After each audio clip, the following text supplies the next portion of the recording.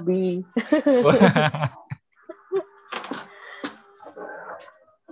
Oke, ini sepertinya ini ya bisa kita mulai ya.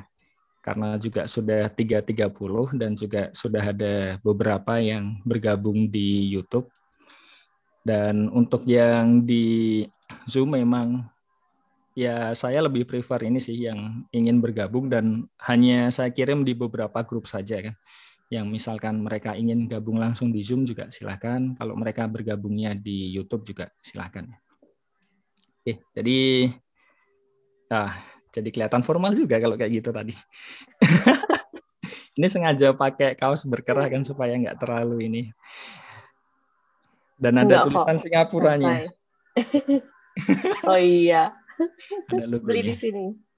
Iya dulu sebelum pulang buat kenang-kenangan.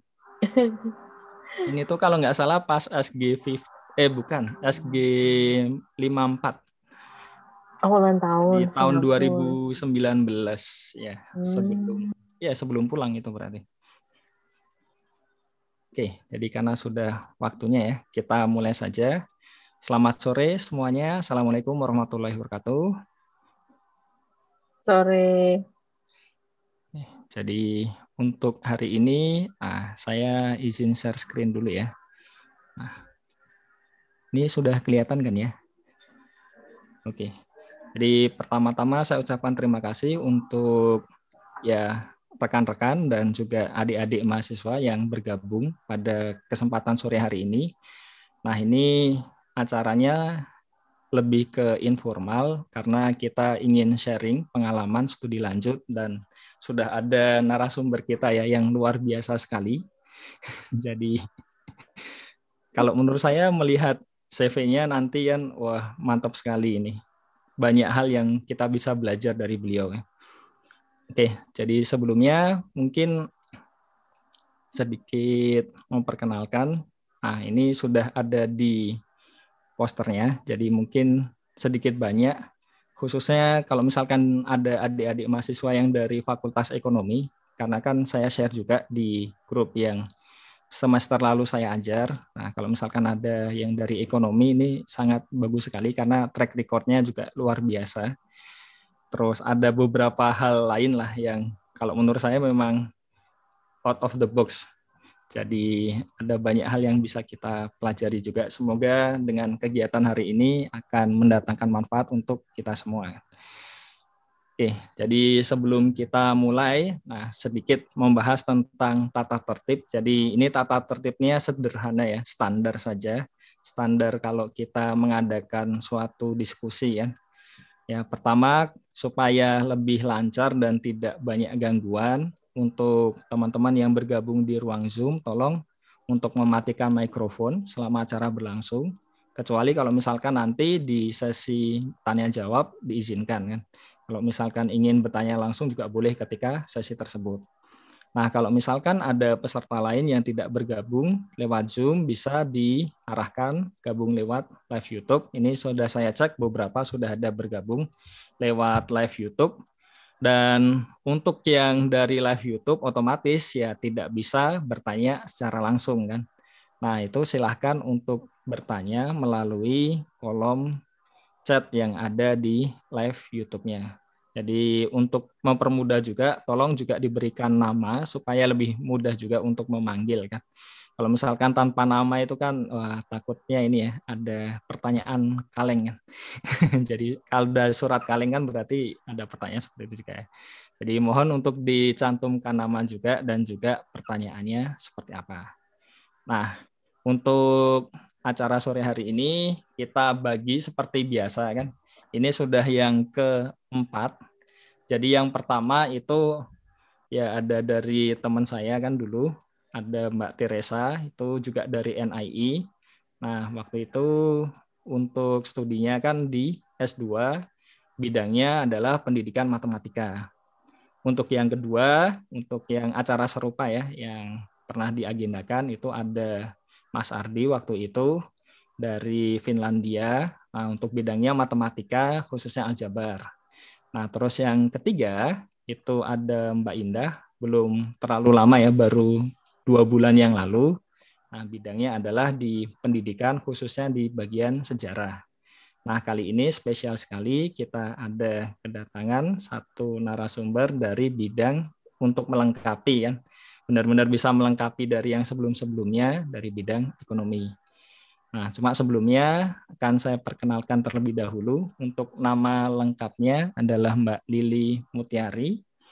Kenapa kok Mutiari ya, bukan Mutiara ya? Dari orang tua sih memang sih. Iya betul. Ada Katanya ini dulu tertentu. ada hitungannya, katanya beda huruf Oh. itu melambangkan angka tertentu, terus Aha. gabungannya menjadi sesuatu yang baik gitu. Tapi Ah, aku nggak ngerti juga detailnya. oke. Jadi ini faktor ini ya. Kalau Mm-mm. orang Jawa kan ada ini ya, hitung-hitungan ini ya, cocok-cocokan itu. Iya, semacam Jadi, itu kayaknya. ah, Kenapa nggak mutiara gitu ya? atau yang lain gitu. Iya. Kalau dari makna ininya ada nggak untuk apa katanya itu mungkin? Jadi hasil perhitungan itu katanya jadi anak yang pintar gitu. Ya, Jadi sudah aminin terbukti aja berarti ya. doanya ya. Amin. Luar biasa. Makasih nih Mas Uha undangannya Ya. sebelumnya. Oh ya, Dan sama-sama. perkenalannya sangat luar biasa loh.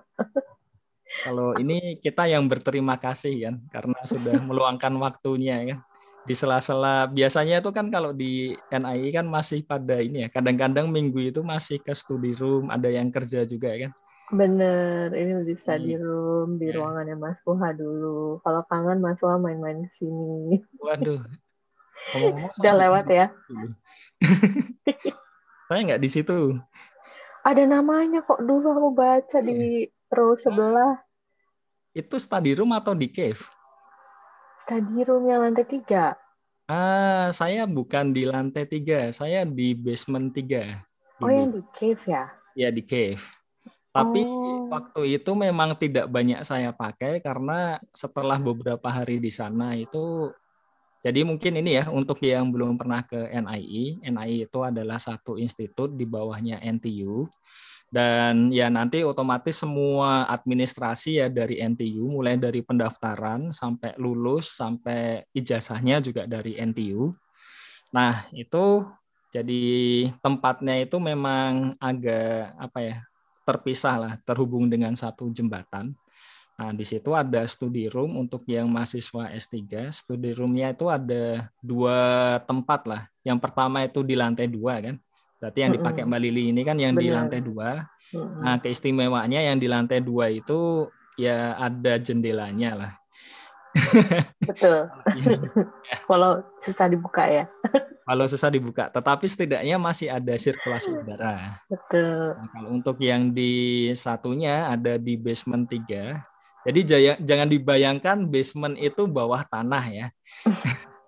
Jadi basement itu maksudnya ya lantai satunya itu di bagian ya gedung administrasinya dan sebagainya, lapangannya itu lantai 1. Nah, itu kan berupa seperti bukit.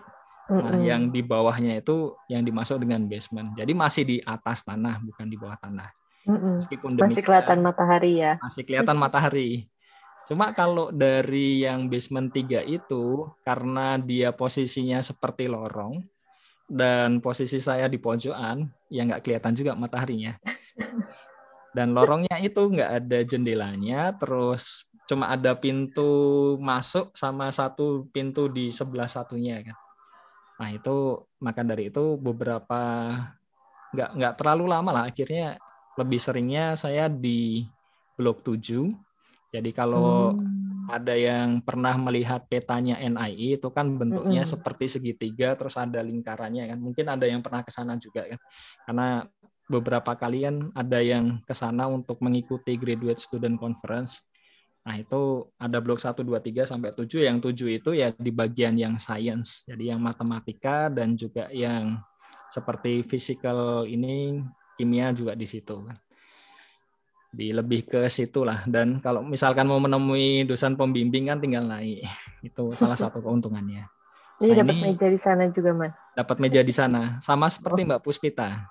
Oh, yang di Heidelberg apa di Space Hilbert itu ya? Space. Heidelberg Ya. Space. Oh iya, benar-benar. Nah, itu. Jadi mungkin itu sedikit gambaran lah tentang NII sama NTU ya. Oh ya, mungkin nanti kalau misalkan ada pertanyaan lebih lanjut dan kita akan terbatas waktu ya. Kalau misalkan ada yang tanya-tanya boleh kan ya lewat email ini. Boleh, boleh banget. Jadi itu kurang lebih. Nah, mungkin sebelum masuk ke yang paling atas, nah, kita coba membahas dari yang paling bawah dulu ya. Jadi untuk diplomanya di STAN ya ini. Dulu Mm-mm. arahnya memang mau jadi apa? Kok masuknya ke STAN? Jadi Pengennya dulu awalnya. kan kalau sekarang seleksi kedinasan ya masih agak sedikit Ya, berbeda ya. nah, Seleksi sekolah tinggi kedinasan yang gitu. langsung Ya. digabung beberapa kementerian sekaligus. Kalau dulu saya masih ngalamin yang kampusnya kan buka masing-masing tergantung Nah, periodenya. Walaupun kurang lebih periodenya sama sih. ah, Periodenya STAN waktu itu sedikit lebih lambat dibanding SPMB biasa. Ini kebenaran aja, kebenaran karena memang SPMB-nya nggak lolos, terus lolosnya di STAN ini. Jadi emang rezekinya ke sana kayaknya. bukan kebetulan itu. Karena banyak orang yang pengen ke sana kan. Iya, rezekinya di situ. Jadi, Jadinya. wah, ini luar Makanya biasa. jalur PNS akhirnya. Berarti waktu Makanya lulus sudah langsung PNS. langsung, kan memang harus ikatan dinas ya Mas, karena memang Ah, kuliahnya kan gratis ya. oh ya. Jadi konsekuensinya, jadi memang dari awal sudah menandatangani surat ikatan bersedia untuk menjalani ikatan dinas gitu. Jadi memang sudah Ah, kewajiban. Makanya kemarin mungkin waktu aku ngobrol sama Mas wah mungkin latar belakangnya agak sedikit berbeda nih sama teman-teman mahasiswa yang Mas Uha, tapi sebenarnya kan tetap ada jalur untuk bisa menjadi PNS juga dengan penerimaan ya. umum ya, Yap. CPNS S1. Dan malah justru jadi menarik kan, jadi menambah ini Betul. kan, menambah Iya, pengetahuan lah setidaknya. Oh, ada yang dari lewat sini, ada yang lewat sana kan. iya. Dan lebih tinggi juga masuknya kalau dari yang mahasiswa kan ya, Hmm. karena langsung Ya, 3A. 3A. Lebih ya memang ini sih tergantung inilah. Pada akhirnya juga tergantung waktu sudah kerja kayak gimana kan. Mm-mm. Nggak bisa ngandalkan ini background dari apa edukasi. Ya ini terus melanjutkan untuk S1 ya berarti ya di Mm-mm. STIE Dr. Mukhtar Talib. Ini di Iya, Jakarta Timur ya. waktu itu di ini Mas Ben Hill, Bendungan Hilir, Jakarta Barat. Oh, Jakarta Memang ada Barat. kampusnya yang Jakarta Timur, Mas. Mas Uha bener. Oh, Tapi oke. kebetulan ini aku lebih deket dari kantor, gitu. Ah, Iya. Jadi memang ini kuliah izin belajar mhm, skemanya. Jadi bukan tugas mhm, belajar. Jadi memang aku kuliah sendiri. Pertimbangannya memang ya karena memang dari begitu masuk ke Kemenkeu aku niatnya memang pengen nanti beasiswa S2 gitu. Jadi ah, supaya lebih cepat S1-nya kuliah sendiri aja gitu. Jadi bisa langsung begitu hmm, PNS bisa langsung daftar kuliah. Kuliahnya juga karena banyak angka kredit yang bisa ditransfer dari D3-nya jadi cuma setahun bisa langsung hmm. lulus dengan S1 gitu pertimbangannya waktu itu. Oh ya, untuk D3-nya mulainya dari tahun berapa berarti masuknya? D3 aku masuk di 2002.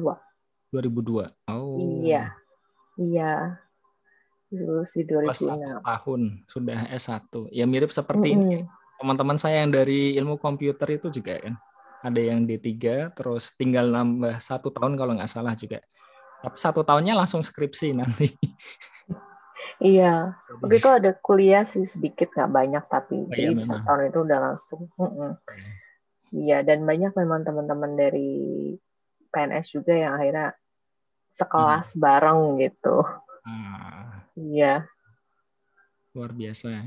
Karena ini ya, memang ya biasanya memang pada seperti itu sih. Apalagi Hmm, kalau nambah 1-2 tahun itu kan sekalian aja ya, bener. meskipun sudah kerja.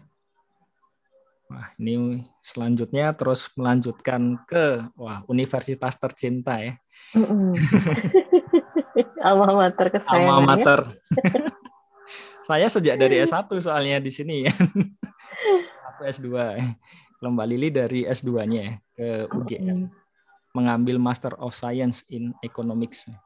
Iya, Jadi kebetulan waktu itu setelah aku lulus dari S1 kan kalau di PNS ada penyesuaian ya Mas, ujian pangkat kenaikan.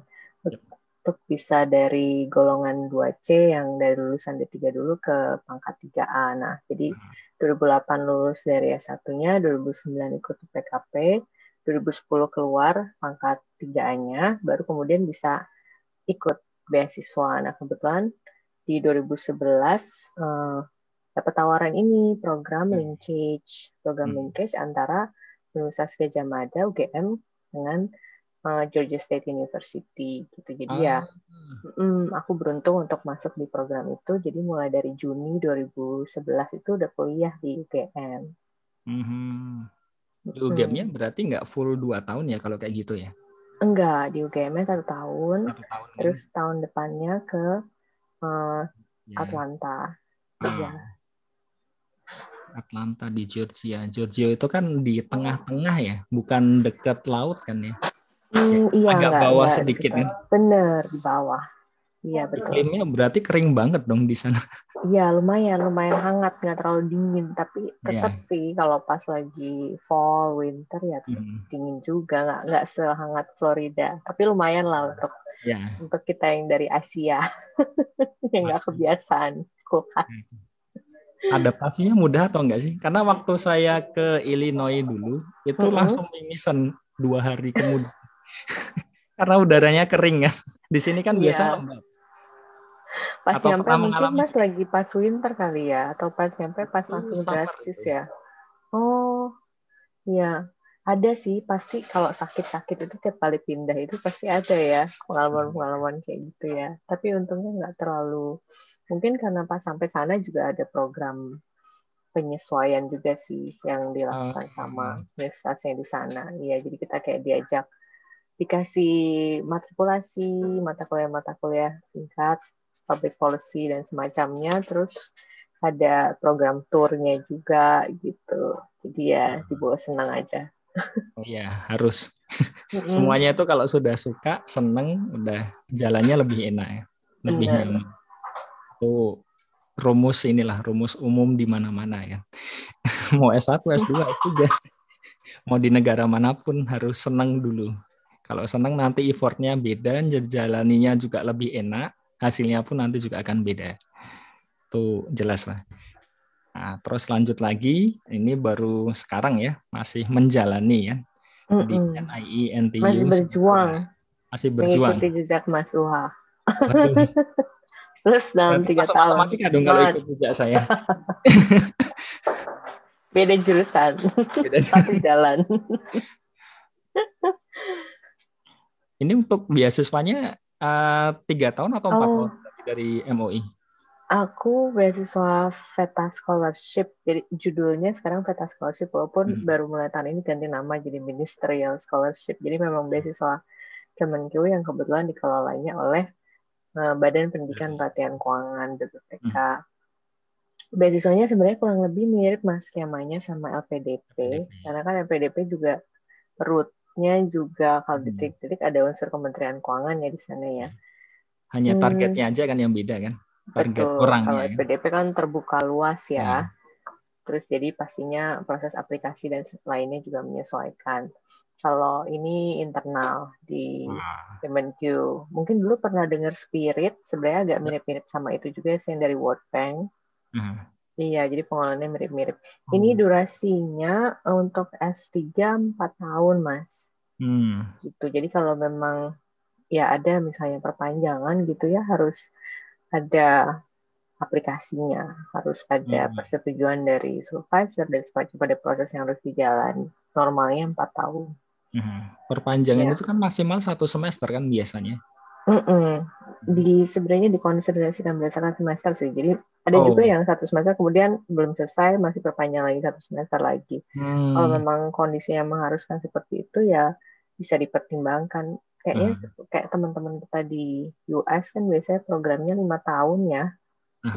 Biasanya itu sih yang kemudian menjadi kendala dan kemudian perlu untuk ada perpanjangan. Tapi kalau misalkan lebih cepat, nanti yang tahun terakhir tetap dapat atau hilang? Nah, jadi Saya kan kadang-kadang ini kan, ada beberapa orang yang ngerasanya sebenarnya bisa selesai, tapi betul. Ada gitu. insentifnya Mas sebenarnya kalau di Ah, beasiswa ini. Jadi kalau memang selesai minimal 1 semester lebih cepat, hmm, total living allowance-nya itu hmm. bisa diberikan sebagai bonus gitu mungkin ya, kurang lebih Ah, 50%-nya. aha. Tapi ada syaratnya, lulusnya itu harus cum laude, harus Hmm, IPK 3,75 dari 4 minimum. ya. Iya, Kalau NTU kan bukan 4, 5 kan. iya, Convertnya gimana itu nanti? harus pakai penyesuaian berarti Ah, minimum 4 dari 5. Gitu kayaknya oh, enggak ya? 4 bisa Lebih lah tinggi ya? masa. Tapi aneh kalau 4 kayaknya. Iya, Dari nggak ngerti deh. 3,75 dari 4, masa 4 dari 5 kan? Jalanin dulu aja deh. Kalau dapet syukur, nggak dapet ya udah. Pasti bisa lah. Semua tuh tergantung mindsetnya pada akhirnya. Amin, semoga yang penting Karena lulus dulu. saya dulu tuh merasa tahun pertama itu kan rasanya berat ya. Tapi setelah sudah tahu bentuknya kayak apa kan nanti karena lingkungannya juga sih mungkin ya. Lingkungannya seperti itu memang kerja kerasnya gila-gilaan kan. Jadi Mm-mm. akhirnya ya bisa bisa juga menyesuaikan. Tapi tahun pertama selalu berat. Iya, Ini kan baru melewati tahun pertama kan, baru semester betul. 3 kan. Iya, baru semester 3. Aku belum tahu nih apakah tahun pertama paling berat atau tahun berikut-berikutnya. Moga-moga aja benar kata Mas Uha ya. Nanti setelahnya Iya. gampang ya. Bukan Pokoknya yang gampang penting juga. nggak juga. Bukan gampang sih, maksudnya lebih terbiasa. Oh, sih. Yang penting ngikutin Mas Uha wis selesai dalam 3 tahun Aduh, kok target. jadi sama kayak Mbak Indah kemarin ya, selalu disinggung itunya. Iya dong. Jadi ini kan namanya. Enggak, bercanda-bercanda. Iya loh, menjadi legend, jadi legenda di Bukan karena legend. kebanyakan 4 sampai ya di atas 4 lah, ya kan ya. Iya sih, 4 itu rata-rata biasanya sekitar baru 4. submit, belum oral defense-nya ya kan. Jadi Mas Fuha memang betul-betul luar biasa. Ya, saya beruntung saja sih kalau itu. Sambil senyum-senyum tapi jawabnya kan. Rezeki ya, rezeki. Rezeki aja sih. Ya intinya beruntung tadi sih. Kalau menurut saya karena S3 itu kan ini ya. Jadi dimensinya kan macam-macam kan. Jadi ada dari faktor keluarga yang alhamdulillah mendukung. Terus faktor orangnya juga. Terus ada faktor dari supervisor. Dan keseluruhan lingkungan di kampusnya kan. Jadi semua Mm-mm. itu harus memang sinergi dulu kan. Baru bisa kan. Mas Dan Fuha bawa keluarga kemarin ke sini nggak? jadi kalau saya, malah jadi saya yang ditanya ini. Kan sharing. Oh iya, boleh. Sebenarnya kita ini sih konsepnya ya kita santai aja kan, cuma ngobrol Mm-mm. ringan aja. Cuma nanti barangkali kan ada bisa diambil manfaatnya dari yang Betul. Kan khususnya biasanya itu di yang jadi pertanyaan kan. itu Bawa ya. keluarga nggak nih gitu ya. Nyusahin nggak bawa keluarga atau malah dukung Sebenarnya gitu kan. ini sih kendala paling utama itu sebetulnya ini karena istri saya kan bekerja ya. Jadi karena kerja itu otomatis ya kalau misalkan harus ikut selama 3 tahun kan jadi memang mau nggak mau harus keluar. Nah itu juga jadi satu pertimbangan tersendiri. Jadinya waktu itu ya di tahun pertama itu saya nggak pernah pulang. Jadi 1 tahun tuh benar-benar 1 tahun full. Terus ya akhir tahun Wow. baru pulang. Nah itu istri saya ikut di jadi 3 bulan awal itu ya intinya inilah nyewa yang double room Hmm. di Graduate Hall 2 kan.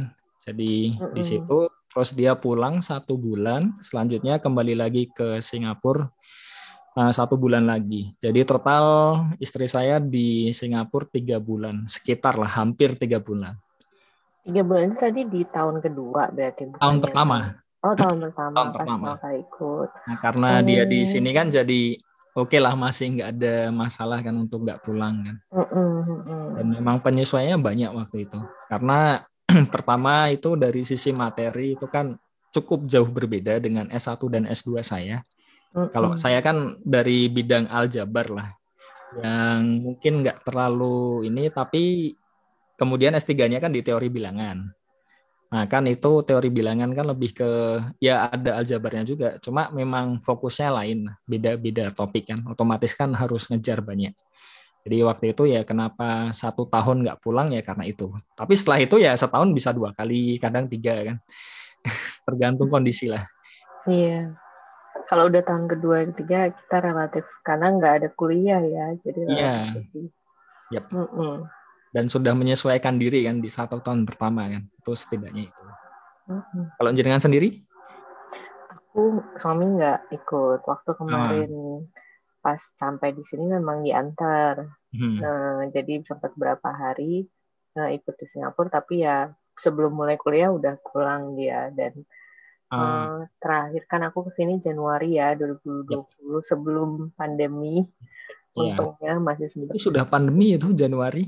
Oh iya, tapi belum Di Singapura terasa sudah lah ya masuk di itu. satu Oh sisi iya. ya. Terus Februari aku sempat pulang ke Indonesia over the weekend, sempat Hmm. balik, tapi begitu balik lagi ke sini nggak lama kemudian circuit breaker kan, PSBB Oh, Singapura. hmm. Jadi udah nggak Circuit pernah pulang breaker-nya itu ya. lagi. Ah, Dan suami juga nggak bisa ke sini kan sampai saat ini, iya, jadi ya udah susah, setahun lewat. susah. Nah, kemarin Iya. ngobrol sama yang Mbak Puspita sama Mbak Indah itu juga, mereka pulang ke Indonesia pun ribet juga pas kembali ke Bener. sananya kan. Mm-mm.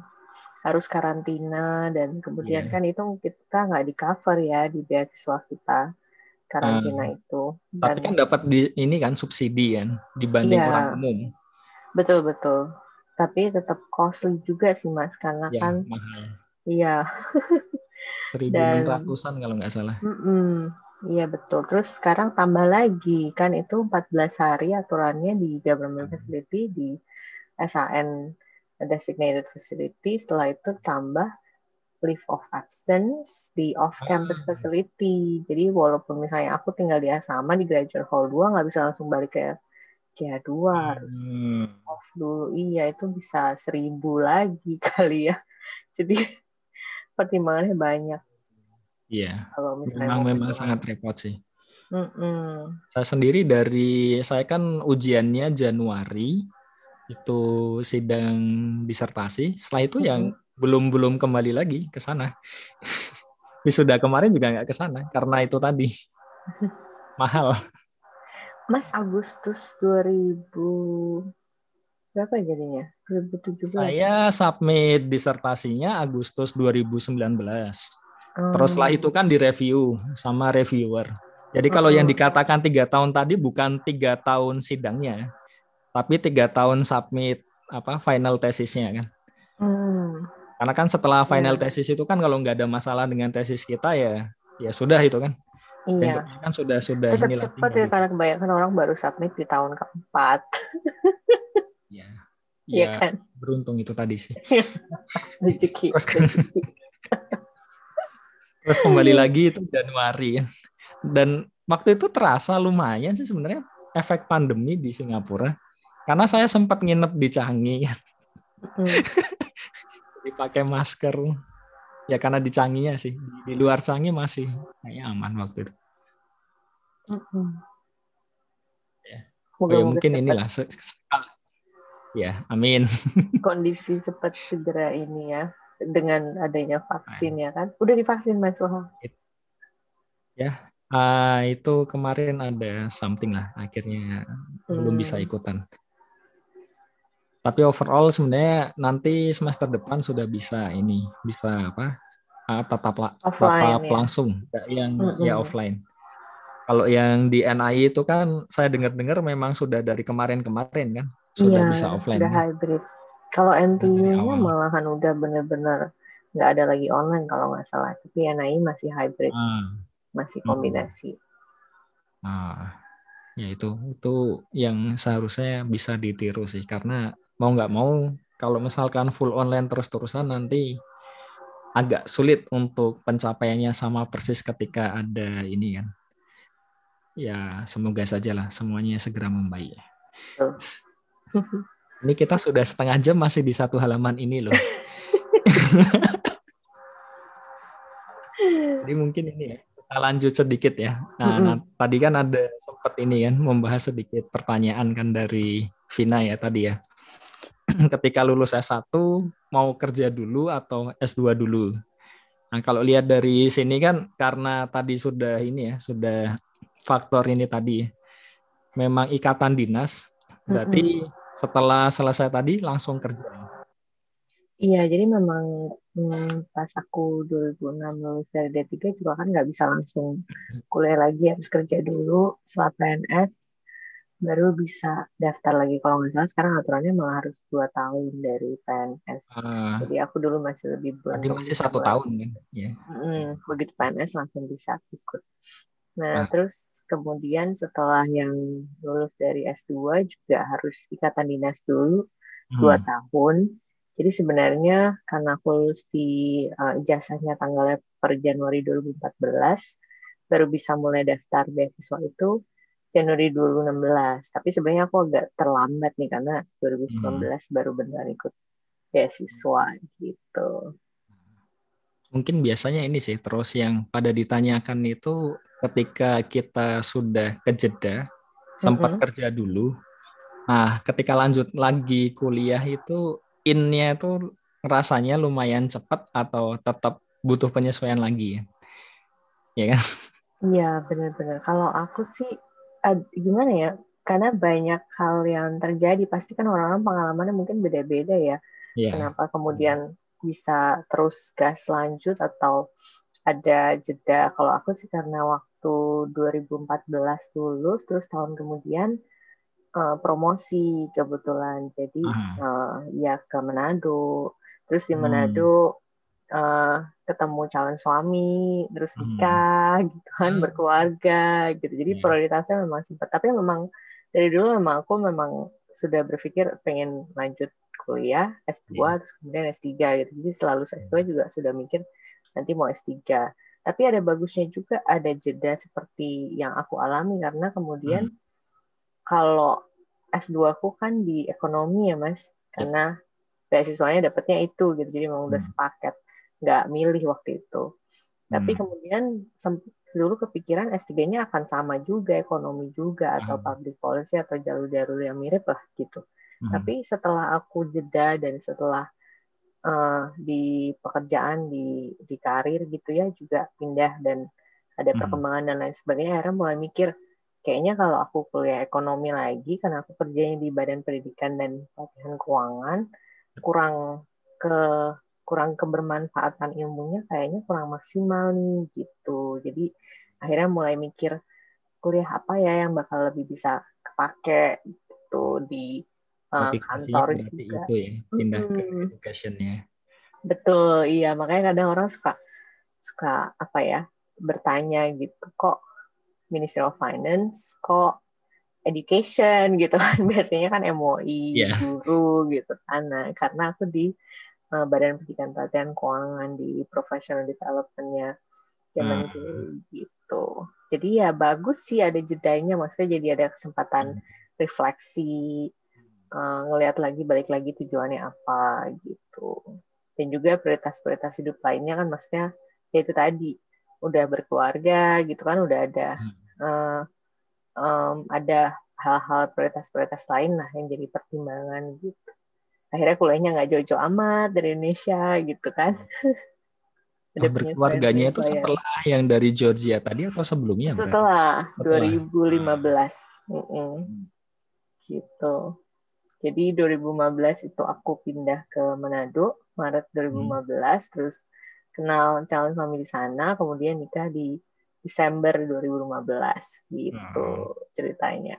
Berarti Jadi emang agak ini ya, ekspres. dari awal harus siap pindah-pindah itu tadi ya, Iya, karena konsekuensi pekerjaan, ikatan dinas. pekerjaan jelas. Mm-mm. Soalnya beberapa kan juga ada yang ini kan eh, tidak diizin. Jadi ada beberapa lah murid SMA kan tidak diizinkan orang tuanya karena ya itu tadi nanti jangan-jangan pas lulus jadi jauh gitu. Iya, betul, betul. Dan sekarang udah apa ya, nggak ada perbedaan yang signifikan sepertinya antara nggak kelihatan bedanya antara laki-laki dan perempuan. Banyak banget Iya. junior-juniorku yang di Kupang, yang Hmm. perempuan-perempuan juga gitu, Hmm. yang di kota-kota yang jauh gitu. Jadi Ah. memang sudah menjadi bagian dari pekerjaan. Dari orang tua sendiri merestui Oh fine-fine aja atau tetap kadang-kadang memang merindukan dalam tanda kutip? iya, kebetulan kalau waktu di Manado sih lumayan agak sering ke Jakarta ya Mas, karena Hmm. sebulan sekali ada lah untuk rakor dan Sama aja kalau semacamnya gitu. sebulan sekali. Iya. Sering juga. Dan kantorku BPK juga kebetulan Manado itu sudah yang paling jauh gitu. Jadi Ah. masih agak beruntung dibandingkan dengan universitas S1 lainnya. Itu sih yang kemarin juga jadi pertimbangan kenapa kemudian milih di BPK selain karena memang suka dengan bidang pekerjaannya gitu, tapi Hmm. salah satunya juga karena kantor-kantor balainya juga masih di kota-kota besar yang cukup dekat dengan bandara gitu. Ah. Ya, Yang itu repot salah kan satu kalau ke komplain. bandara harus naik kapal, harus naik Ya, bus gitu-gitu ya. Mm-mm. kalau di Singapura kan tetap aja 2 jam juga ke bandara.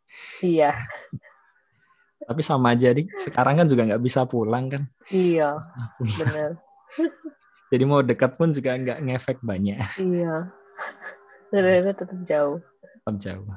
Jadi mungkin ini ya bisa disimpulkan tadi ya. Intinya mau langsung lanjut lagi master atau ya kerja dulu itu pada akhirnya ya tergantung pribadi masing-masing kan.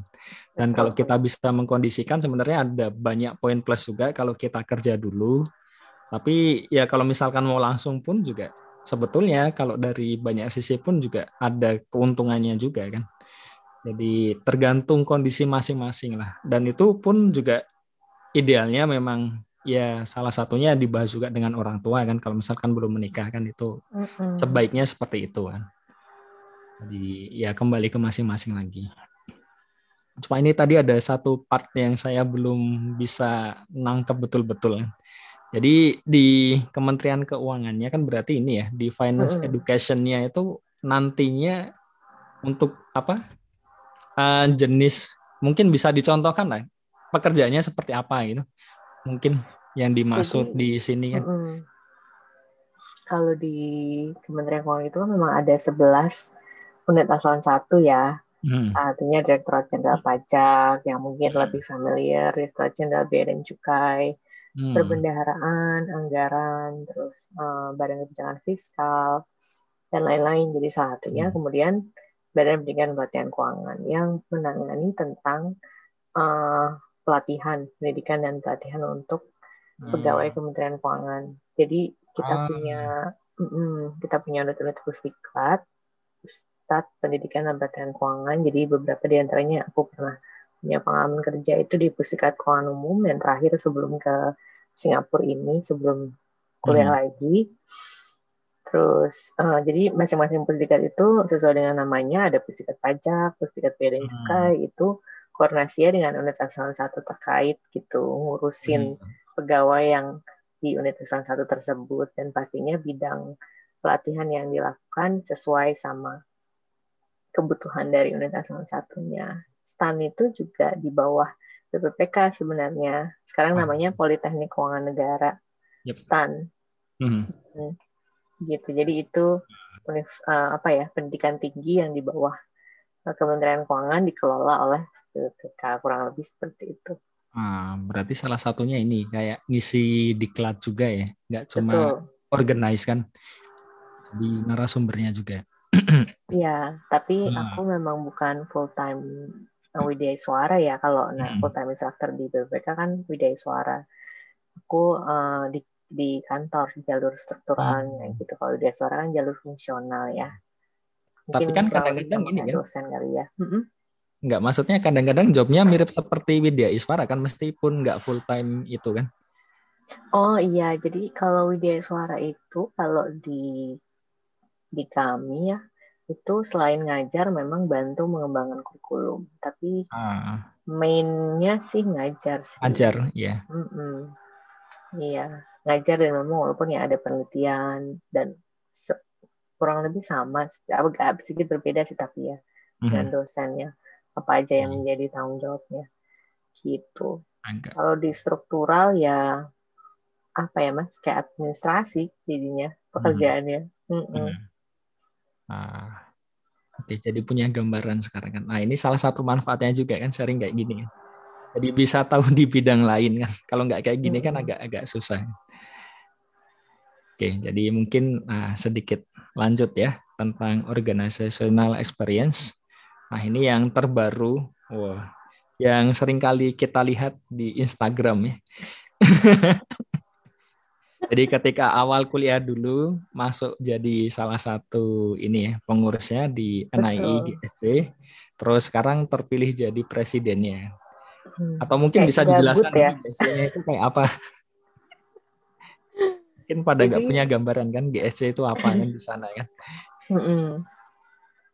jadi memang di NTU kan ada Graduate Student Association ya. Kalau yang GSA itu semacam BEM untuk mahasiswa S2, S3 gitu kalau ya Mas ya, yang campus wide gitu ya untuk keseluruhan NTU. Nah, di masing-masing sekolah, di masing-masing fakultas gitu ya, itu ada Graduate Student Club-nya dan salah satunya ada di NII. Nah, tapi NII Graduate Student Club ini memang relatif baru ada di 3 tahun terakhir, jadi aku mulai gabung di tahun kedua. Waktu itu jadi bendahara karena memang belum punya pengalaman, terus khawatir ini bakal ganggu kuliah nggak ya gitu, masih ada kekhawatiran seperti itu gitu. Pasti. Iya, tapi ketika gabung jadi bendahara tahun lalu memang aku sudah mikir sih, maksudnya jadi bendahara ya tugasnya apa sih, kayaknya udah tahu pasti nggak banyak gitu kan.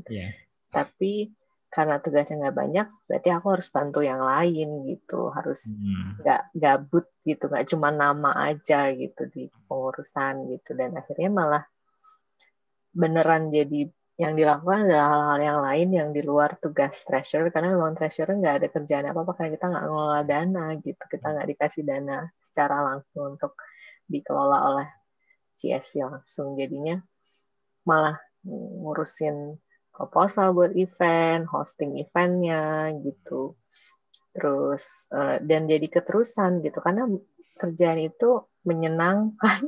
Iya, memang sih salah satunya. Iya, karena kan kalau ngerjain riset ya gitu ya Mas, dan itu maksudnya kalau riset itu kan panjang penelitian kita, kayak nggak selesai ini, selesai satu bagian kecil ini lanjut lagi nih, masih ada lagi yang kayaknya kayak maraton gitu. Sementara kalau kerjaan Jesse kan sprint.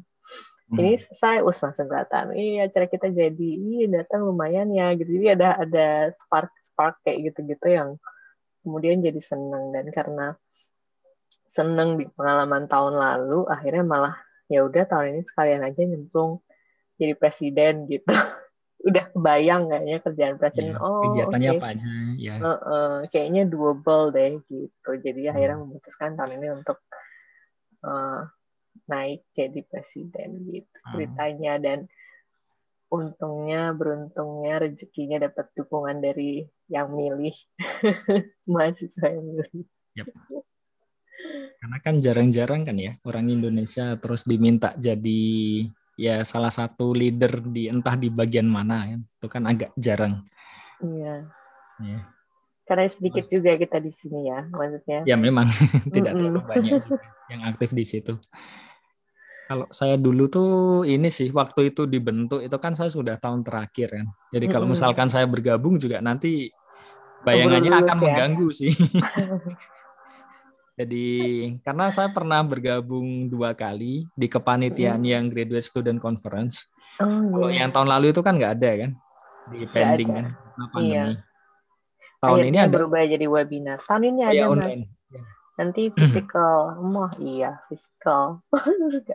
Nah, fisikalnya khusus dari Singapura atau khusus NTU-NI juga, karena sebenarnya kemarin sempat kita kepikiran untuk buka untuk semua di Singapura, tapi ternyata kalau mau mengadakan event yang melibatkan intermingling gitu kan yang namanya ya, dengan komunitas yang di universitas yang lain, harus ada izin pemerintah satu, kemudian persyaratan lainnya adalah harus antara sudah divaksin pesertanya atau bisa menunjukkan hasil tes swab PCR negatif, jadi agak ribet. Tapi susah, iya.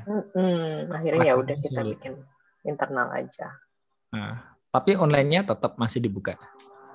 Nah, kayaknya kita akan adakan offline karena kan memang internal ya. Jadi dan juga karena kegiatan perkuliahan sudah kebanyakan mungkin akan full offline kayaknya semester depan ini. Jadi ya kita ikut offline.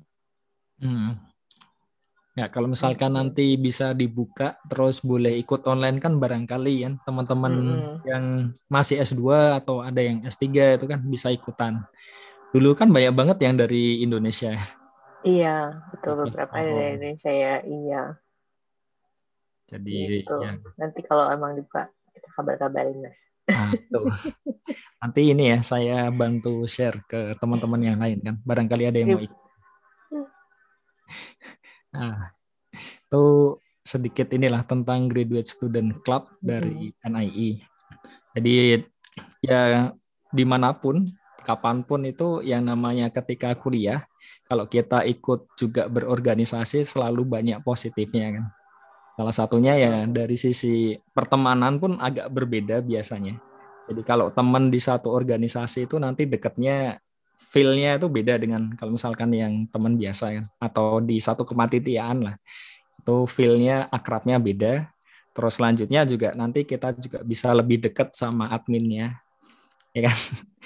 Ini adminnya masih join atau bukan? Masih, tapi sekarang advisornya langsung Dr. Chung. Banyak terjun langsung juga di iya, sering juga kita rapat langsung itu sama juga advisor. Itu juga positif itu karena kita lebih enak kalau misalkan ada kebutuhan apa tanya itu kan. Kan kita juga bantu mereka kan. Nah, itu komunikasinya lebih mudah juga. Itu salah satu keuntungannya juga. Terus yang pasti ya dari sisi pengalaman ini ya kan. Jadi soft skill-nya itu lebih terlatih kan. Apalagi kalau misalkan jadi leader kan otomatis ngomongnya juga harus lancar ya. Dan ini cocok sekali ya kalau kita lihat ke bawah sedikit ini. Jadi beberapa kali ketika saya share itu kan sedikit saya note gitu. Wah, banyak sekali yang mengapresiasi ya.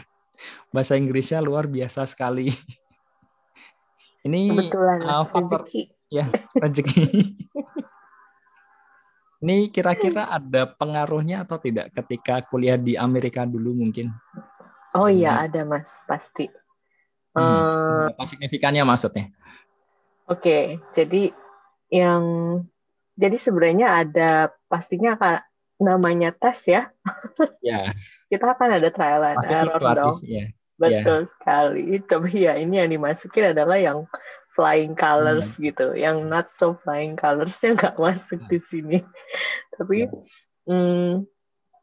sebelum, mungkin sebagai perbandingan ya, kalau yang TOEFL IBT itu memang sebelum aku ke US. Jadi memang ambil IBT karena diwajibkan untuk kuliah di sana butuh IBT dan GRE. Nah, tapi sebelum itu sempat ngambil ITP juga gitu. Jadi sama dengan yang di atasnya, TOEFL ITP itu 594 gitu. Dan kemudian setelah pulang dari US, balik dan tes lagi sekedar 650 ini. 650 itu. Jadi memang signifikan itu nambahnya itu. Lumayan. Ya, karena kalau sudah 550 itu naikin sulit sekali lah. Rasanya tuh gimana ya, susah banget. Nah, apalagi dari 590 jadi 650 kan. Signifikan sekali. Rezeki, Mas. Kata kuncinya di sini rezeki.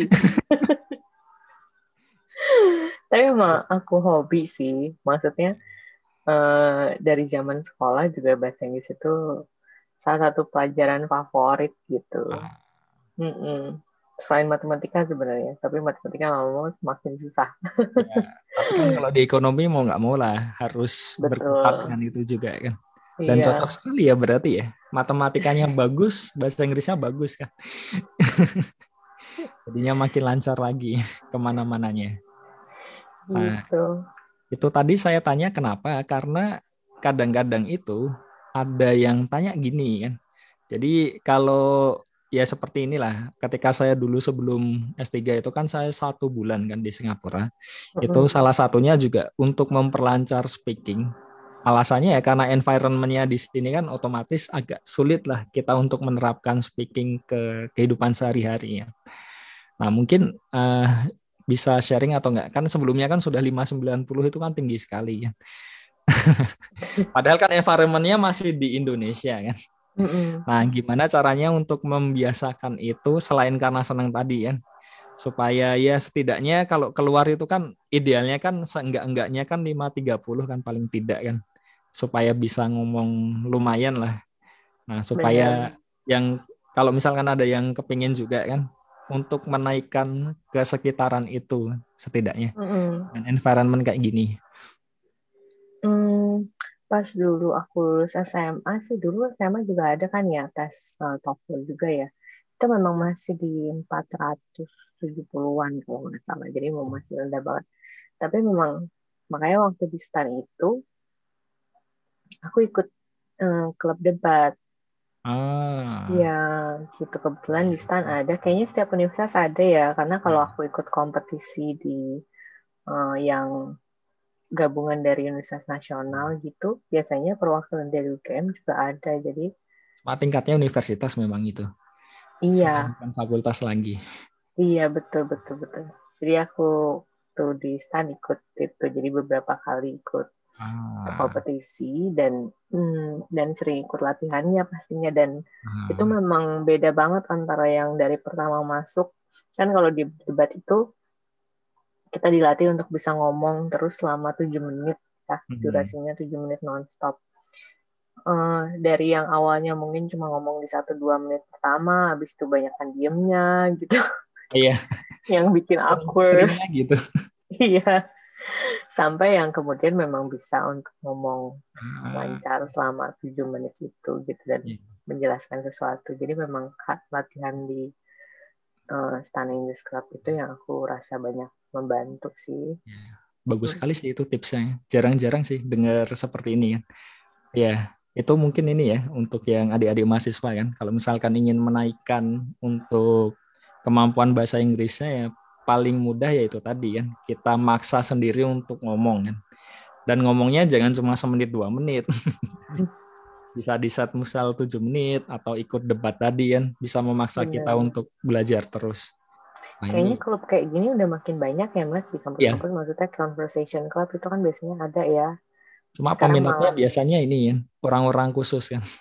oh gitu ya. Ya, karena kan ini kan kadang-kadang itu mahasiswa memang sudah takut duluan kan dengan ya kayak Hmm. gitu. Kadang-kadang sih. Hmm. Kan Jadi malah sekarang ada Toastmaster, ada menurutku malah lebih beragam gitu. Maksudnya ya. kalau dulu di zamanku dulu gak ada conversation club, bener-bener emang cuman Hmm. debate club aja adanya gitu. Tapi wajar sih ya untuk takut duluan. Maksudnya kan kita memasuki sesuatu hal yang asing gitu ya. Pasti Yep. ada nggak nyaman. Tapi kalau pengalamanku dulu senangnya adalah akhirnya yang masuk di klub debat itu kemudian baik itu yang senior junior kemudian akhirnya jadi kayak kita perjalanannya kurang lebih sama gitu oh ketemu dia Hmm. lagi oh ini udah di tahap yang sama gitu terus juga Ya. ketemu teman-teman dari kampus lain juga oh sekarang dia jadi konsultan di mana kenal di UN atau di World Bank biasanya akhirnya karirnya jadi sit-sit lagi Ah, tapi jadi network yang bagus gitu jadi ya ya. mungkin ketakutannya bisa diatasi dengan Hmm. memikirkan manfaatnya. Itu bisa jadi motivasi juga itu. Salah satunya kan juga ini ya, kalau di bidang sains sendiri kan ada seperti KN MIPA itu, ya ujung-ujungnya di tingkat nasional yang lihatnya itu, oh itu lagi, itu. Iya. Tapi ketika sudah nanti lulus, itu juga banyak juga yang jadi dosen kan. Itu Mm-mm. dari awal sudah networkingnya jadi lebih bagus, karena komunikasinya lebih nyaman kan sudah. Benar. Nah itu tips yang menurut saya memang ini sangat-sangat baiklah untuk dicoba dan jangan takut duluan ya. Kalau Betul. perasaan takut tuh pasti ada kan. Tinggal Mm-mm. gimana cara kita mau manage-nya aja kan berarti. Oke, jadi ini terakhir nih. Nah, sebelum kita masuk ke tanya jawab ya. Ini sementara masih belum ada. Nah, untuk achievement-nya wah luar biasa ya. Jadi ada banyak sekali di sini. Salah satunya dari yang scholarship-nya kan dapat untuk ini untuk yang ke Georgia tadi kan yang Betul, 2012. iya. Karena itu gabungan scholarship linkage program tadi kan, jadi yang dalam negerinya Hmm. dari Kementerian Keuangan, yang luar Hmm. negerinya dari USAID. Ah. Mm-mm.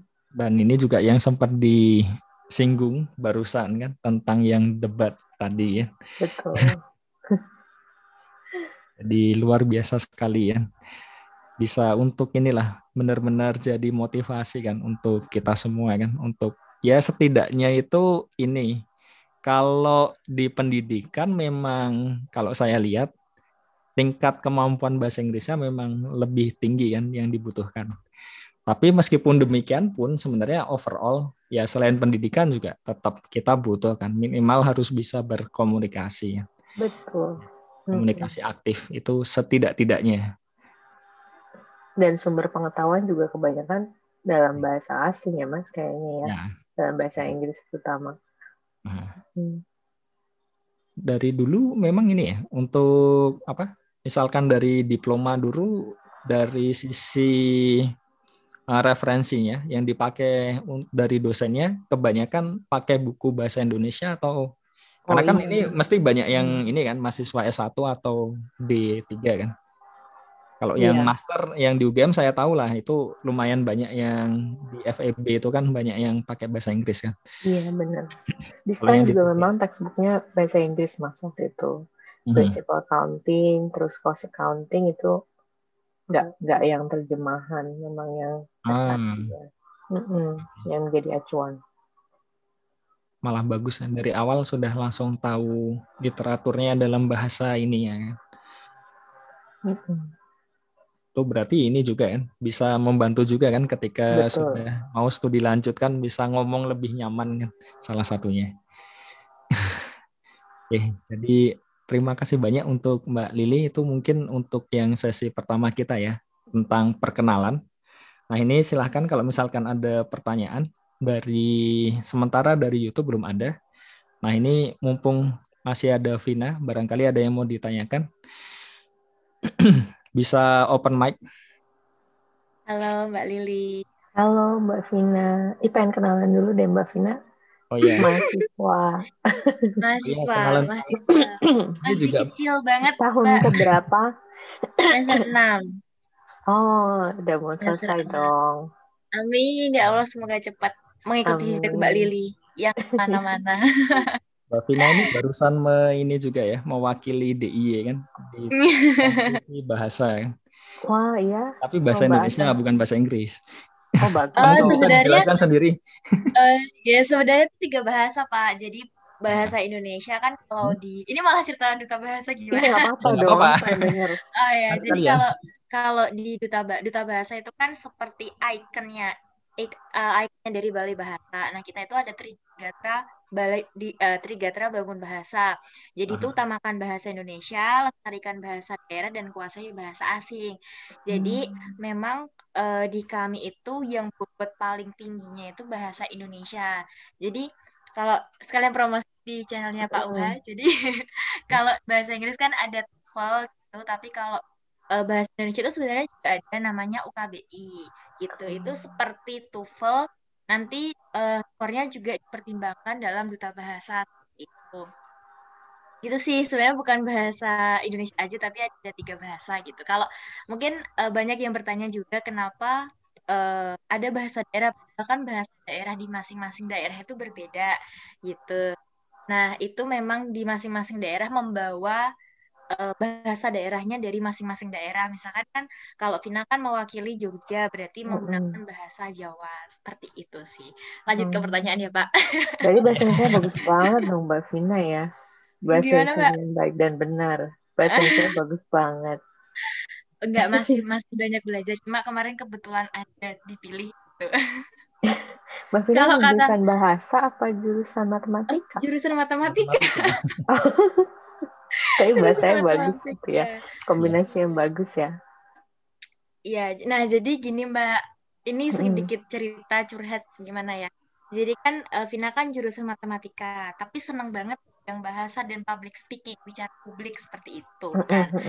Nah, sebenarnya itu mungkin ini ada sedikit tips, ada minta sedikit tips dari Mbak Lili sama Pak Uha mungkin ya.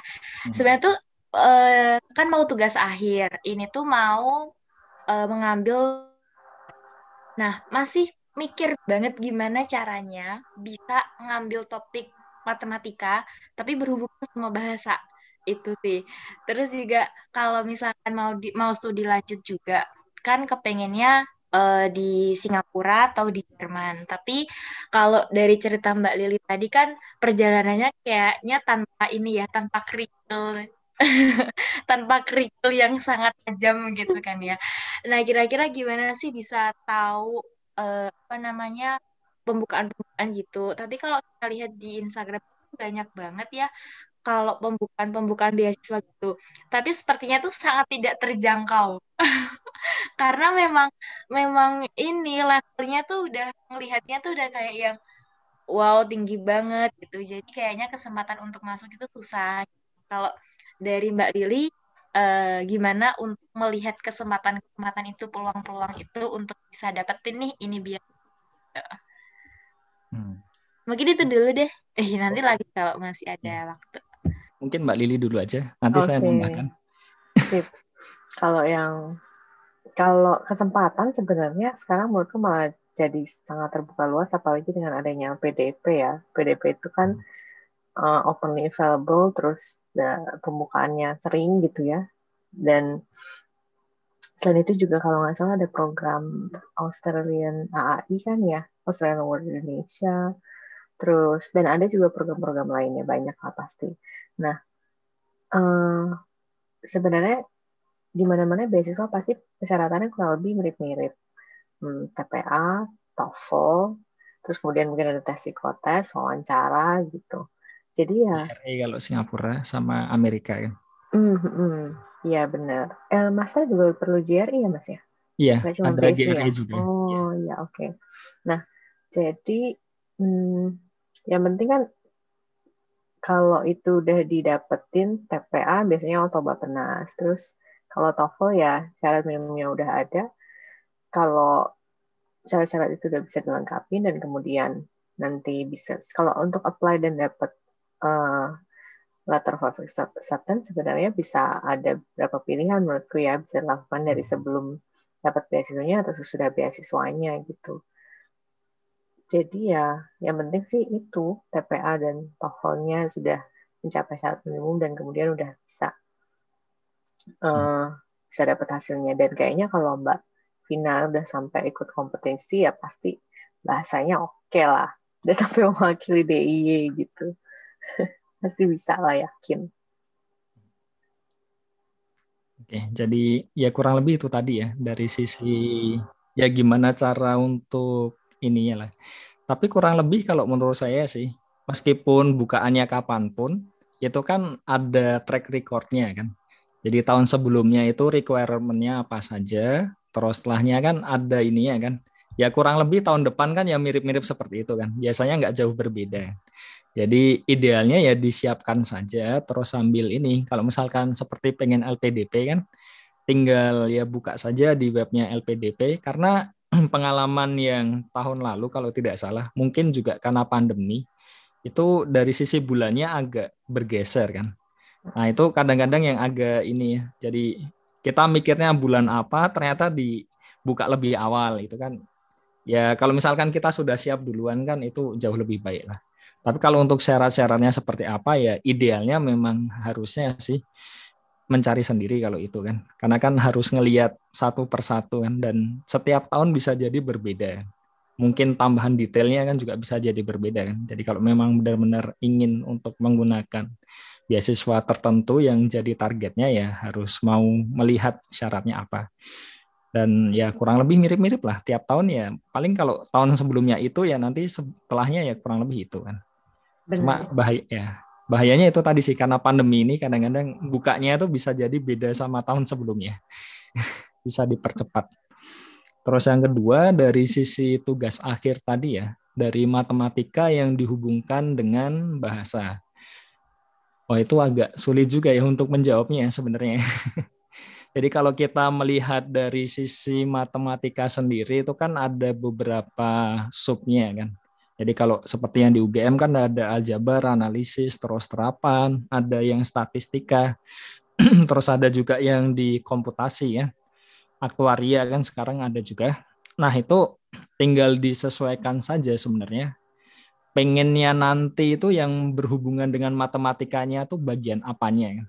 Kalau yang di luar, tapi kalau di UGM saya rasa belum melihat itu sih kalau saya.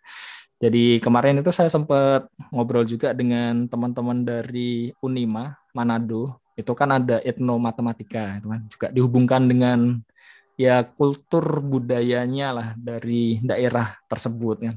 Itu kan juga sepertinya ya masih matematika tapi ada hubungannya dengan bidang lainnya kan yang bukan matematika. Nah, yang di bidang bahasa pun juga saya rasa pasti akan ada yang seperti itu kan. Jadi tinggal dikomunikasikan saja setelah pilih yang tadi kan, labnya pengennya apa kan, fokusnya kemana. Nah, nanti tinggal disesuaikan yang kira-kira dosen pembimbingnya yang bisa ke situ siapa kan. Tinggal arahnya ke situ sih. Cuma sepertinya kalau aljabar bukan ya. Yang ada minat untuk aljabar mungkin, Vina? Ini bisa di-unmute kan ya? Oke. Semoga ya Pak kalau nanti kalau nanti itu tidak menemukan atau mungkin ada hidayah dari Tuhan nih. Semoga pindahnya ke aljabar gitu, ketemu Pak Uha. Kalau susah tanya Pak Uha gitu. Betul.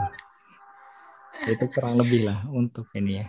Mungkin ada tambahan lagi yang lain? Iya, mungkin ini sih Mbak sama Pak. Jadi jadi kalau misalkan banyak kan anak-anak tuh, kalau Vina kan ada kemarin sebenarnya teman-teman duta bahasa itu latar belakangnya kan juga berbeda-beda dari duta bahasa aja. Bahkan ada mahasiswa S3 gitu kan. Nah, itu mereka juga kita saling berbagi tentang informasi beasiswa. Ada yang ambil PDP, ada yang PMDSU yang sampai S3, terus ada yang dapat beasiswa dari Rusia dan lain sebagainya. Cuma rata-rata kalau Vina tanya kepada mereka kayak, Mas, kok ngambil beasiswa ini? Apa alasannya? Kenapa ambil ini? Apa alasannya? Mereka kebanyakan itu bilangnya lebih baik kamu ngambil ini aja deh, di luar aja, karena mungkin lebih bergengsi, mungkin lebih bisa ditandai dan lain sebagainya gitu. Cuma mungkin dari beberapa orang di situ juga bilang kalau kamu ngambil di luar negeri itu juga belum tentu dapat link di sini, kamu belum tentu dapat uh, banyak teman di sini, belum tentu dapat lowongan pekerjaan di sini gitu. Nah, ini mungkin tanyanya dari dua sisi yang berbeda. Mungkin Pak Uhai yang sebagai dosen, gimana apa namanya pengaruhnya kuliah di luar negeri, sama Mbak Lili yang PNS ya, gimana pengaruhnya di luar negeri sama di Indonesia gitu sih. Oke, mungkin silahkan dulu Pak Lili. Saya nambahkan Oh lagi. iya. Saya cari bagian enaknya dulu. Nutupin kurangnya di mana ya? Iya. Kalau aku sih memang dari dulu ya, dari kecil malahan, emang pengennya di luar karena satu pengen jalan-jalan, namanya juga anak-anak ya. Maksudnya nggak kepikiran bisa jalan-jalan ke luar negeri selain karena dengan kesempatan beasiswa gitu. Terus dulu bahkan taunya Australia aja karena taunya yang dekat negaranya Australia, tapi setelah kemudian semakin sekolah dan segala macam akhirnya jadi tahu ternyata banyak kesempatan dan banyak pilihan yang lain gitu. Jadi memang waktu itu walaupun akhirnya dapatnya linkage, tapi memang tujuannya ke luar negeri. Tapi menurutku ada bagusnya juga. Maksudnya aku lagi-lagi beruntung gitu dengan bisa linkage karena memang ketika 1 tahun di UGM itu sudah dimodalin gitu dengan pendidikan yang dijalani di UGM, dan di UGM itu juga tarafnya menurutku maksudnya sering menjadi omongan di antara kita gitu, wah kayaknya susahan UGM ya gitu. Jadi antara bercanda dan serius ya. Jadi masing-masing memang benar, masing-masing memang ada plus minusnya masing-masing, tergantung Mbak Vina kemudian minatnya kemana, pinginnya seperti apa gitu. Tapi misalnya kemudian menjadi khawatir untuk luar negeri karena khawatir nanti networkingnya atau bisa nggak dapat kerjaan lagi. Kalau menurutku sih justru malah setidaknya pengalaman luar negeri itu akan menjadi pengalaman yang berharga gitu, yang juga akan menjadi pertimbangan untuk employer untuk kemudian mempekerjakan kita. Jadi ya nggak usah khawatir sih kalau dari sisi situnya gitu. Dan pada dasarnya setiap kali pasti kan salah satu alaman untuk bisa dapat beasiswa adalah wawancara biasanya ya. Pertanyaan itu pasti nggak akan jauh-jauh dari yang misalnya mau jadi penelitian untuk menilai apakah kita bisa apa enggak memenuhi syarat kelulusan itu gitu, karena kan setiap pasca sarjana pasti ada penelitiannya. Kedua ya setelah itu mau ngapain gitu, maksudnya pekerjaannya lalu yang dipikirkan manfaat dari pendidikannya dengan hubungan ke pekerjaan apa gitu. Jadi ya dan pasti ada manfaatnya gitu. Jadi kalau memang itu bisa kita pikirkan dari sekarang dan rencanakan dari sekarang, mungkin bisa lebih baik kayaknya gitu. Gimana Mas Suha? Ya, saya menambahkan aja ya. Jadi kurang lebih mirip lah seperti yang disampaikan tadi ya. Kalau saya pribadi, salah satu alasannya kenapa kok pengen jadi dosen itu sebenarnya juga karena kesempatan untuk nantinya studi lanjut di luar negeri lebih besar. Itu saya pribadi ya, salah satunya kan. Jadi kenapa saya mendaftar ya, karena memang ada arahan ke situ juga kan. Dan kalau dibilang ada jalan-jalan dan sebagainya itu lebih ke bonus sih kalau menurut saya. Dan kalau itu dijadikan motivasi utama itu berbahaya karena ya ketika kita mendapatkan beasiswa itu bukan hasil ininya kan, hasil akhir kan, tetapi itu masih dalam proses kan. Jadi hasil akhirnya ya gimana caranya kita dapat amanah terus kita bisa menjalankan dengan sebaik mungkin kan. Jadi lebih ke arah situ kan. Dan kalau efek positifnya jadi kalau ini tadi ya agak khawatir nanti bisa ada dampaknya seberapa besar ketika kita kembali ke sini atau tidak. Jadi pertama mungkin harus saya lihat dulu ketika waktu saya S3 itu kan juga ngambil mata kuliah bareng yang S2. Itu ya beberapa mata kuliah saya lihat juga ya plus minus tingkat kesulitannya mirip dan mungkin ada beberapa yang lebih sulit di UGM. Jadi kayak yang disampaikan tadi kan bisa jadi memang ada hal yang lebih sulit di UGM ya dari matematikanya ya. Tapi memang ada beberapa hal yang kita susah untuk mendapatkannya kalau kita kuliah di dalam negeri. Jadi pertama adalah dari sisi kemandirian dalam artian meskipun adik-adik ini ada yang dari luar Jawa mungkin terus ke UGM ke Jogja kan. Nah, itu sudah mandiri memang. Cuma kalau di luar negeri itu mandirinya lebih berbeda lagi ya. Karena yang orang Indonesianya sedikit. Jadi feel-nya itu harus benar-benar kayak dengan teman bisa menjaga lebih baik itu benar-benar kerasa lah. Itu yang memang sulit untuk didapatkan di sini. Terus yang kedua adalah kalau dari sisi pengalaman itu memang teman lintas negaranya itu lebih banyak. Karena ya seperti yang kita tahu ya kalau saya lihat sih di ITB, UI, di UGM itu juga banyak juga memang mahasiswa asing tapi dominasinya tetap mahasiswa Indonesia. Kalau di sana ya kita merasanya mereka asing semua. Kecuali teman-teman dari Indonesia kan. Jadi otomatis kan ya bisa dapat kenalan teman dari Cina, dari New Zealand, dari Taiwan dan sebagainya kan, itu lebih membuka wawasan kita lah. Yang awalnya kita mungkin berpikir Cina tuh kayak gini itu kan. Pas lihat lebih dekat dari mereka, ternyata banyak hal yang kita bisa belajar dari mereka kan. Jadi rasisnya itu jadi lebih berkurang, itu salah satu positifnya kan. Dan kalau pengaplikasian di bidang materinya ya mungkin ya, dari keilmuannya itu sebenarnya kembali lagi ke pribadi masing-masing sih. Karena kalau mau plek 100% sama ya mungkin yang bisa kayak gitu ya cuma dosen ya atau dari yang pendidikan tadi kan mungkin masih bisa lah. Tapi jarang-jarang memang yang dari sisi keilmuannya langsung sesuai banget itu ya nggak banyak lah pekerjaan yang bisa seperti itu kan. Jadi itu bukan sesuatu yang perlu dikhawatirkan kalau menurut saya. Jadi mungkin itu apa sudah bisa menjawab pertanyaan tadi? Oke ya. Kalau sudah mungkin ini ada satu pertanyaan dari YouTube ini. Jadi dari Mas atau Bapak ini, Alexander Sinaga. Nah, intinya ingin bertanya yang pertama, nah bisakah diceritakan dulu pengalamannya waktu mendapatkan LOA di S3 di NTU kan? Nah, tipsnya supaya research proposal kita bisa diterima bagaimana? Jadi gimana ya dapat LOA-nya gimana lah pengalamannya, terus tipsnya tadi ya. Kayaknya Bang Alex ya aku kenal ya. Mungkin Petanam ya, kalau nggak salah. Halo Bang Alex, kalau memang benar. Research proposal mungkin Mas Wah lebih jago nih. Tapi kalau keterima ya waktu itu, jadi pas aku dapat pengumuman untuk, maksudnya sudah dapat hasil seleksi beasiswanya dan dapat beasiswa gitu ya, aku udah mulai langsung email ke potential supervisor gitu kali ya. Jadi memang sudah dari sebelumnya memang sudah browsing ke beberapa universitas yang diminati. Terus beasiswanya dapat duluan, baru daftar.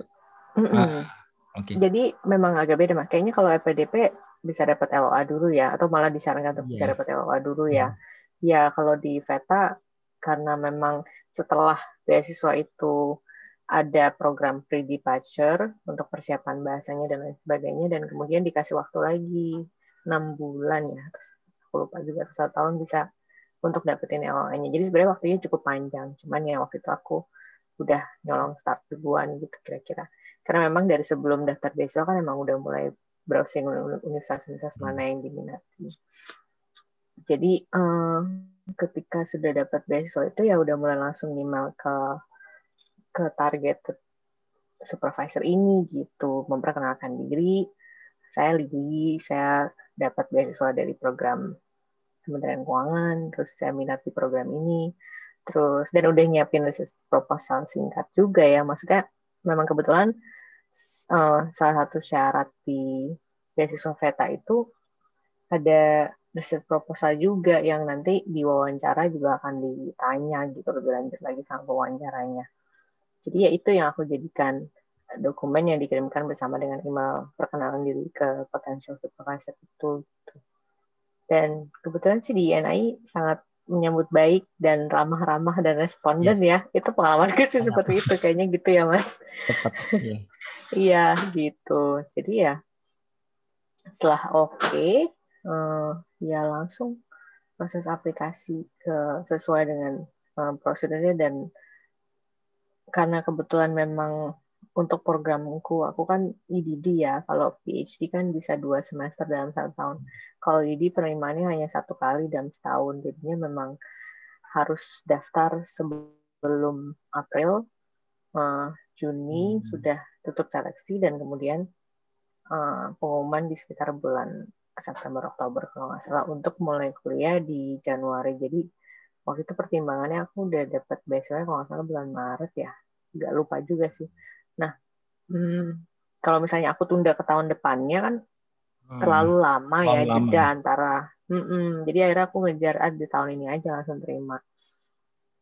Jadi ya gitu langsung proses aplikasi.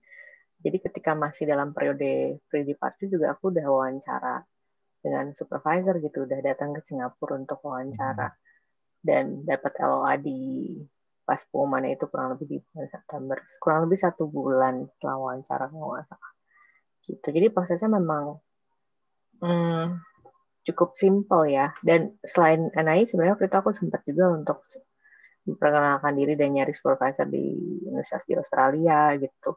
Tapi memang NAI adalah yang menjadi prioritas pertama. Jadi ketika sudah diterima di NAI ya, yang lainnya bye. Gitu. Jadi yang lainnya nggak dilanjutin gitu sih. Kayaknya kemarin udah cerita juga deh ke Bang Alex ini. Ini ada tambahan juga nih dari Bang Alex. Oh iya benar ya Bang Alex. Halo Mbak, iya benar Mbak, izin Mbak ini. Bang Alex WA aja dia bisa nih. Nggak apa-apa ya. Bagus dong. Kalian kan biar bisa langsung. Iya, sekalian cerita. Jangan-jangan Bang Alex sudah daftar juga. Bisa jadi ya. Bang Anas jadi kayak Nanyang atau ke NUS. Iya. US lebih tua daripada Nanyang. Iya ya. Tapi kurang Cuman tahu kalau di ekonominya. Mas Wah dulu kan bisa sebenarnya PhD di NUS juga ya. Kenapa pilih NTU?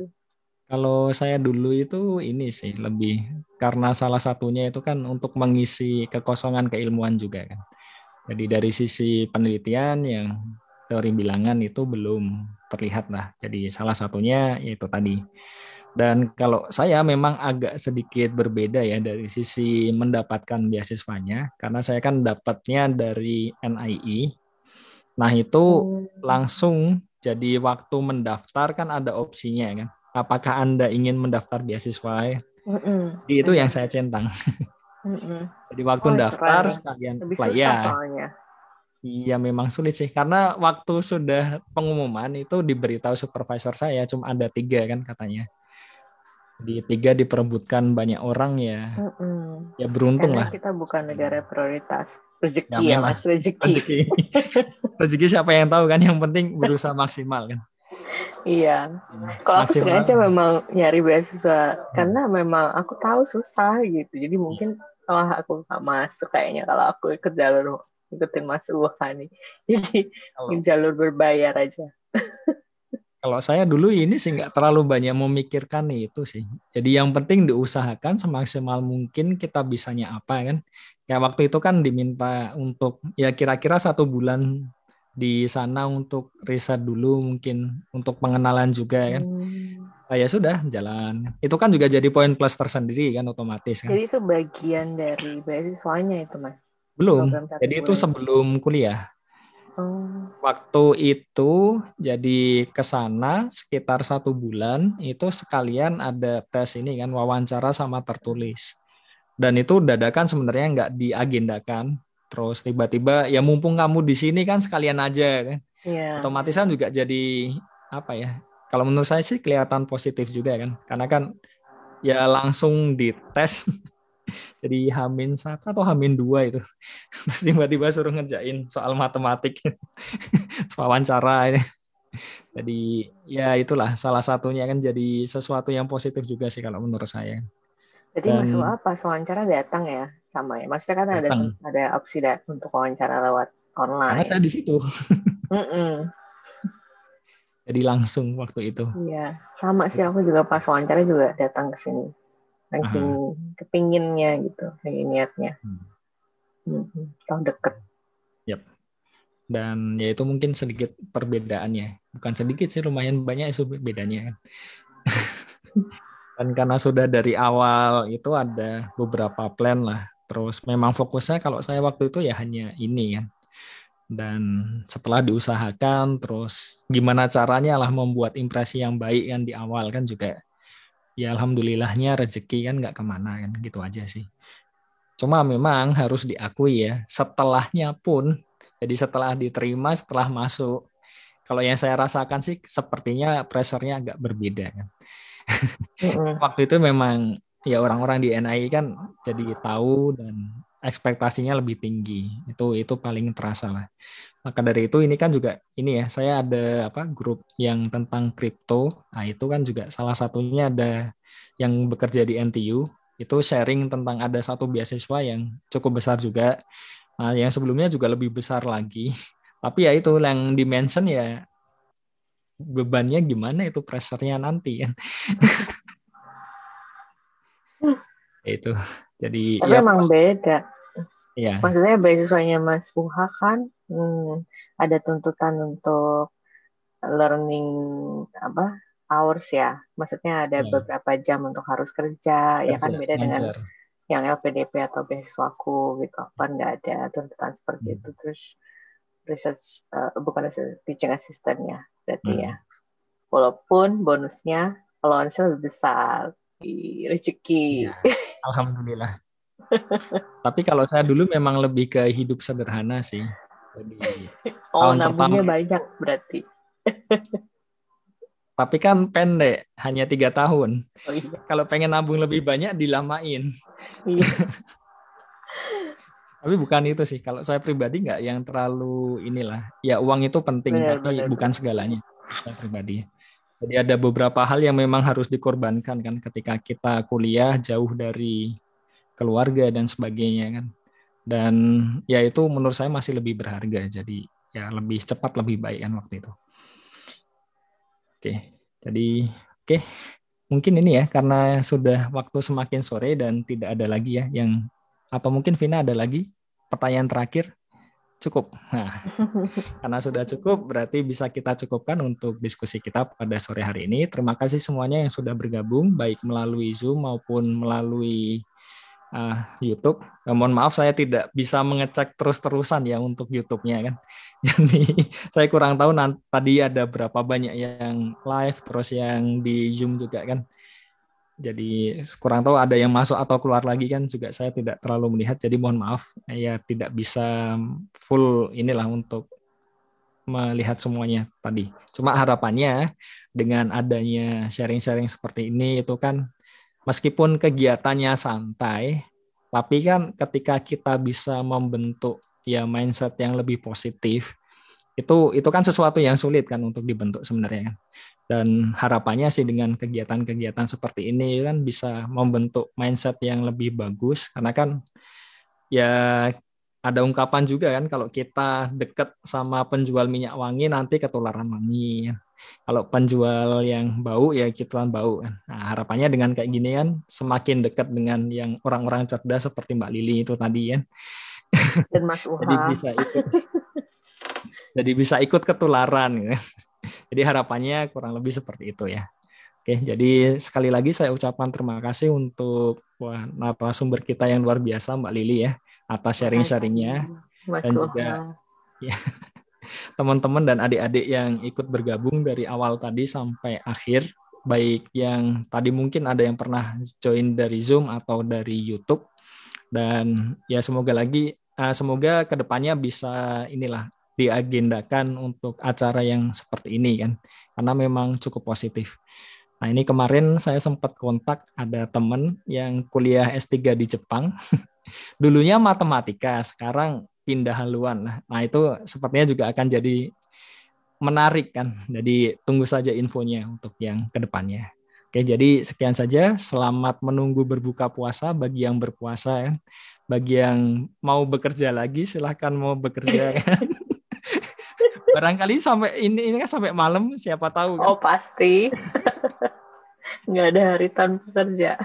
Ya, dulu juga merasakan soalnya jalan-jalan tuh malah bisanya Sabtu kan, bukan Minggu. Dan nggak prioritas. Ya. Tapi sekarang lebih sulit sih untuk jalan-jalan. Ya, keadaan lah siapa yang ini.